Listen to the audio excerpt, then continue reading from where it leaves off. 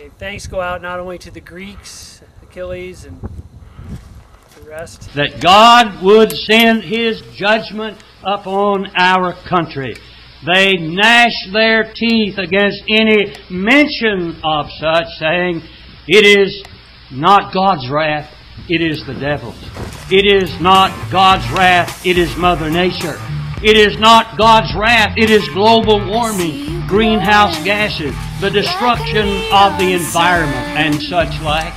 I would like just to remind you, if I climb on my soapbox a minute, I would like to remind you that the ones that are now preaching global warming are the same ones, are the children of those who preached an ice age no more than 40 years ago. But listen to Amos 3 and verse 6. Shall there be evil in a city, and the Lord hath not done it? Listen to Isaiah chapter 29 and verse 6. Thou shalt be visited of the Lord of hosts with thunder, and with earthquake, and with great noise, with storm and tempest, and with a flame of devouring fire. Said the prophet Nahum, chapter 1, verse 2 through 4, as in the third verse, the Lord has His way in the whirlwind, and in the storm, and the clouds, or the dust of His feet. The psalmist prayed, Psalms 8 and verses 3 through 15, make them afraid with Thy storm, O Lord, that is the wicked. Still America, most countries would protest, what have we done? Wherein have we sinned? How are we worthy of the wrath of God? What kind of a God would visit such wrath and havoc upon a people and upon a nation?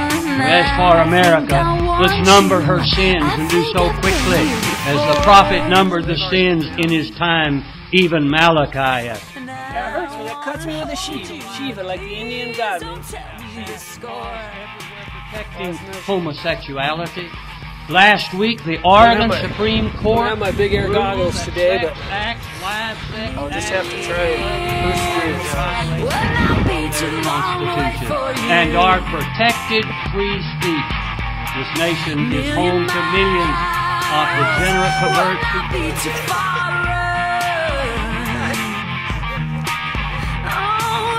Hollywood peddles its trash on the bench, and the youth have made millionaires out of the dope-head rock and roll dealers and singers of our day, and half of the marriages in the country are ending in divorce. The illegitimate birth rate is over 60% in some ethnic groups in our country, and with few exceptions, government is corrupt from top to bottom and throughout. The Roman Church harbors a bunch of homosexual priests, and this is just for a starter. Are we worthy of the wrath of God being poured out upon us? Now I close with this question to consider. How can a just and a holy and a righteous God not reveal His wrath? Don't get in my fall line no more, boy. I'll take you out. That He will sit idly by, do nothing, take no hand, and not express His wrath. But there is a question here. Abraham raised it.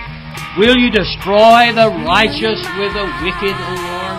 Genesis 18 and verse 25. And yet at times the righteous along with the wicked, even in this time, suffer greatly. And that's just the nature of the thing. How? As described in Romans chapter 1. How is God's wrath revealed? By His law. Romans 4:15. The law worketh wrath. In conscience, God's wrath is revealed in the reflections of judgment and of guilt.